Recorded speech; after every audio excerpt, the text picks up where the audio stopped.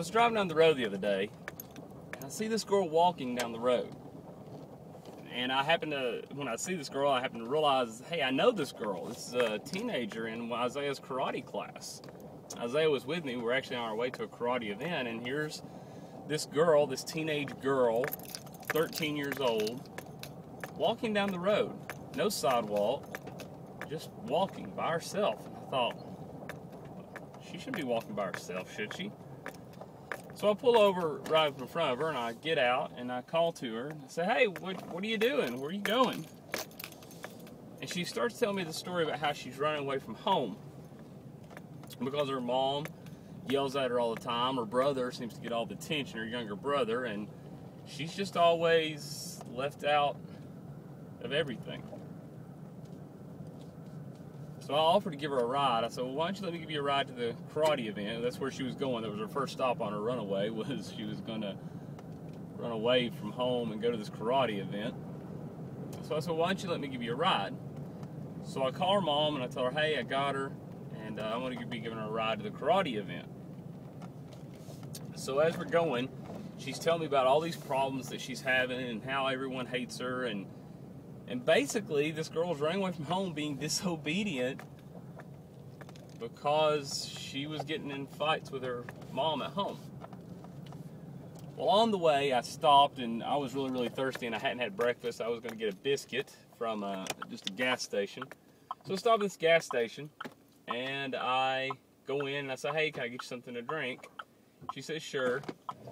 So I go in, get her something to drink, and while I'm inside, getting her something to drink and getting my breakfast, I look out the window and I see her laughing. I thought, why is she laughing right now? She just got through telling me this big long story about how everyone hates her. And then I look in the back seat at my son, who is making funny faces and being goofy and silly and making this 13-year-old girl laugh. This 13-year-old girl who was hurting, who was upset. Here's my 6-year-old son making her laugh, bringing joy to a joyless moment. I heard another story not long ago, very recently actually, about this guy who's in Ecuador as a missionary. And while he's there in Ecuador as a missionary, he develops a relationship with a 6-year-old girl. And the 6-year-old girl tells her mom one day as he's visiting with him, my friend doesn't have a uniform for school. She's not at school, and she can't come to school because she doesn't have a uniform. Can we give her one of mine? And the mother explains that they only have two, and that it would be very, very difficult if they gave her one. And the little girl said, but Jesus says we're supposed to help everyone, doesn't he? Anyone who is poor, anyone who is without, the least of these, that's who we're supposed to help, isn't it?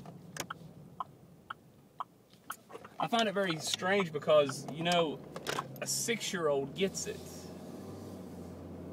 My son didn't see a girl who was being disobedient. He didn't see a teenage girl who was being rebellious. He saw someone who was hurting and needed to laugh. This 6-year-old girl in Ecuador didn't see how much harder it would be because they're not going to have one uniform. They're going to have to wash this uniform every day. She saw her friend who couldn't go to school because she didn't have a uniform. Is it a little strange that 6-year-olds get it and we don't? That we see the worst in people when 6-year-olds see the best in people? When 6-year-olds see people like Christ saw them and we see people with all their faults?